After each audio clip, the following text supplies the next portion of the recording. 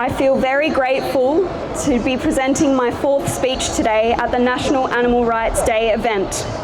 I gave my first speech for this event 3 years ago when I was at the beginning stages of my journey as a disruptive animal rights activist.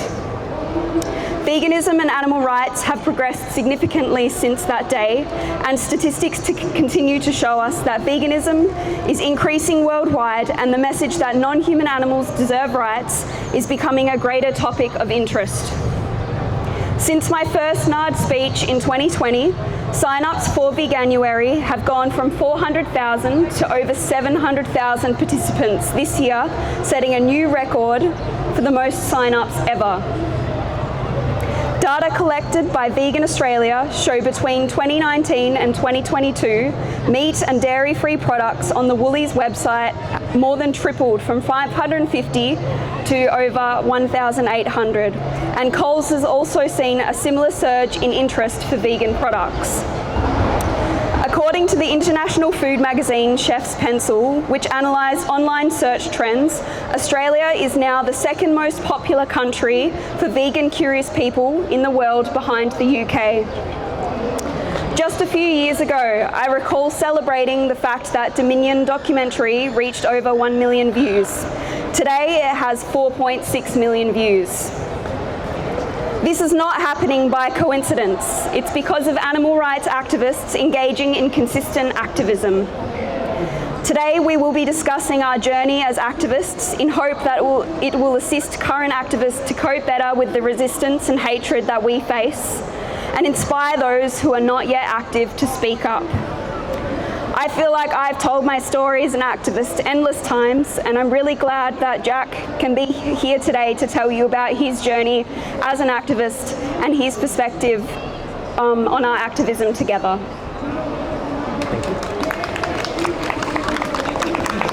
Yeah, I think we can all appreciate the strength and confidence that Tash has to speak up for the animals the way that she does. It really takes a lot of guts. I've never really had that same level of confidence.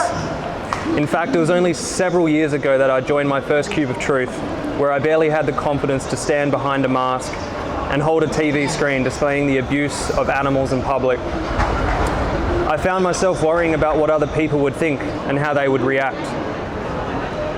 However, it's with that horrific injustice in my mind that I pushed myself to outreach a member of the public. I probably wouldn't call it my best outreach, but it was a great first step in spreading awareness about animal abuse and exploitation, and providing some information on the benefits of going vegan, even if it was just one person at a time. It didn't take long until I took my first step to join a street protest through Direct Action Everywhere. Again, this was extremely daunting for me, as I've always avoided this type of conflict with others, but I figured it was the least that I could do to stand strong for the animals, holding a sign and responding to group chants. It felt empowering knowing that I was a part of a community, standing together as one to fight back against one of the largest injustices and holocausts in history. I then remember one day as I was sitting in a cafe, there on a front cover of the West Australian newspaper, an image of an activist running across a football field with an audience of around 40,000 people. She was holding a flag written on it, "Right to Rescue." I remember feeling in awe of her courage and thinking that I would love to be a part of an action like that someday. So it didn't take long until I reached out and messaged Tash about one of her Vegan Clan t-shirts. However, it wasn't the shirts that I was so interested in at the time. After a few beach dates and bike rides, Tash asked me if I would like to film an upcoming protest of hers at McDonald's. I instantly felt nervous at the idea of it, but it was a type of nervous excitement I couldn't say no to. So there I am driving to McDonald's to film this protest in the middle of Perth City, and I was so nervous I could feel a knot in my throat. It's a feeling that's never really gone away to this day prior to each protest that we do. However, once I was there and Tash began speaking out, I felt as though I was exactly where I needed to be. The way Tash spoke with such cutting truth and urgency felt empowering and exhilarating. The power of her style of activism only proved itself further when the video went on to reach over 15 million views on social media. Knowing the impact this activism was having, I felt motivated to continue helping Tash with every one of her protests, reaching thousands, if not millions of people with each video. However, these protests did not come without extreme social backlash and legal consequences. This included Tash and sometimes myself being physically assaulted, receiving criminal charges, being labelled names ranging from pedophiles to terrorists, getting arrested, being sued by vets, and not to forget the endless hate, death threats, and trolling received online. Despite this, we knew that this only meant we were reaching the right audience and continued as often as we could. But it didn't take long until we began to feel the symptoms of this, specifically when we would take breaks on holidays and started to experience signs of burnout. At this point, we knew for the sake of our activism and our relationship, we would need to prioritize our mental health and well-being. So maybe Tash can elaborate on that. The first time I noticed an emotional toll on my activism was near the beginning of our relationship, when I started to appear in the media regularly. And at that time I was full-time working as a lifeguard and swimming instructor whilst trying to do my best as an activist and speak up for animals. And I remember going to Jack's place after a long week of working, and it would be a Friday evening and I would just break down and cry just randomly for reasons I didn't quite understand. And it would happen whenever we decided to go on holiday to just try and make an escape and have a relaxing time, but it just ended up being the opposite because I just continually just break down.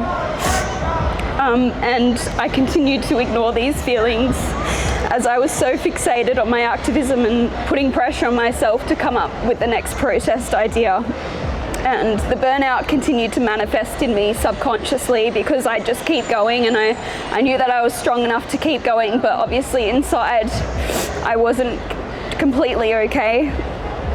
And I just end up letting all my negative emotions out on Jack and just ruin our time away over and over again. And late last year I finally decided that I needed to take action and look after myself so that I can be a better activist in the long term and look after my mental health. Today I've been meditating for 20 minutes twice a day for a period of 6 months, and it's helped me significantly. It's just really incredible. And I've been going to the gym regularly for 8 months and just going back to things that I've always loved because I have a degree in outdoor recreation, so I just love being out in nature, and I put all of that aside for my activism. So just trying to take some time for myself. And I also went to see a counsellor for a few months as well, which significantly helped me. And since implementing these important routines into my life, I've seen a dramatic change and in my overall mental health, and I rarely do have these breakdowns now. As difficult as it is facing all this resistance and just constantly thinking about the victims. And yeah, I guess beforehand I would often return from a protest or outreach feeling quite exhausted, still with a good feeling, obviously, being able to speak up for animals. But now I don't really feel that way. I feel like my energy levels are quite steady. I can attest to that, and I've seen the change that these implementations that Tash has brought on has really made a big difference. Not working? Yeah? Cool. Yeah, I can attest to the improvements that these things have had on Tash, and I think it's important for all activists to really prioritize their mental health because it is very draining doing what we do sometimes. And for myself, I really benefited from occasionally taking a small step back to prioritize things such as making music, connecting with nature, exercising, socializing, and as well as meditation. Meditation is something I believe to be particularly important for activists, as it can be a really powerful tool to train your brain to not always emotionally react as your first response. It allows you to see things more objectively and remain mindful, even in really intense situations. And as activists, I'm sure you can all relate to that experience and how emotionally draining it can be. Another tool I find to be incredibly powerful is that one over there. It's a camera or a mobile phone. Without a camera or access to social media, I would likely feel a lot more helpless in my ability to expose the atrocities that animals experience, but also the good and the bad experiences that we have with non-vegans in public.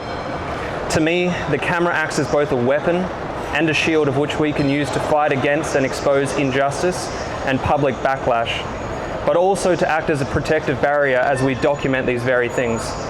I find it helpful to think of ourselves as objective journalists, especially when we face this type of adversity.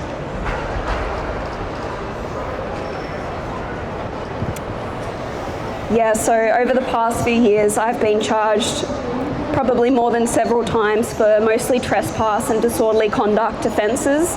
And alongside that, Jack has also been charged a few times for simply filming me protest. Just a few days ago, I was on trial in court for being charged with the offence of disorderly conduct. And the irony of that was because I was disturbing the peace in a steakhouse where people are devouring in the bodies of murdered animals, and apparently my conduct was so offensive by actually bringing to light the sounds of these victims by playing an audio in that steakhouse and wearing a bloodied costume, so much so that I was the one being charged with an offence for this. And not only that, I was also assaulted by a few people during this protest. I was put in a headlock and pushed very forcefully in the back of my neck. And these people who do physically assault myself, and even Jack as well, being the camera person, are never ever charged for that. So that can be just it can take a massive emotional toll going through this, and knowing that the system is so corrupt, they're going to protect the people that are abusing you, trying to speak up for animals, and obviously the very people in these hellholes that are abusing animals, they're always going to be protected and charge the activists who are actually going inside these places to expose this cruelty, which sort of leads me to the next thing. Recently, in the past several months, we stepped into a piggery for the very first time, and it was absolutely horrific. I picked up a little baby who'd been accidentally crushed by her mother, and she was dying in my hands, but it was nothing new to me. It just showed me that, you know, everything I'd seen in Dominion was just happening before my eyes. But we went in there with a purpose, and as Jack said, he went in there with the camera, and I went in to show my face in front of these victims, because it seems to get a lot more attention when you put your face in front of it, which I'd never really done before. So as horrific as it was empowering being able to walk out there and show that footage and post it on social media. And I definitely received a lot of messages from people saying that footage itself had opened their eyes and led them to veganism, so it's definitely worth it. And it's just something kind of new to us as activists, so we do it in different forms. Yeah, so your tool of choice doesn't have to be a camera. It can be your voice, much like Tash's. It can be your outreach and debating skills, your cooking skills, your fitness ability, your community building skills, musicianship, just to name a few examples. Ideally, it would be a combination of several skills and interests to make you even more powerful. The most important part is that you find some way to advocate for the non-human people who are being exploited and murdered every single moment.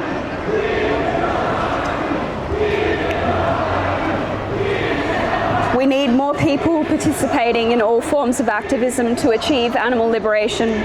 In fact, political scientist Erica Chenoweth has shown that it takes around 3.5% of the population consistently participating in direct action and disruptive protesting to result in serious political change. Chenoweth has studied hundreds of movements throughout history and confirms that civil disobedience is not only the moral choice, it is the most powerful way of shaping world politics by a long way. There are roughly 2 million vegans in the US. Each year, if every one of those vegans persuaded one other person to become vegan, there would be 4 million vegans.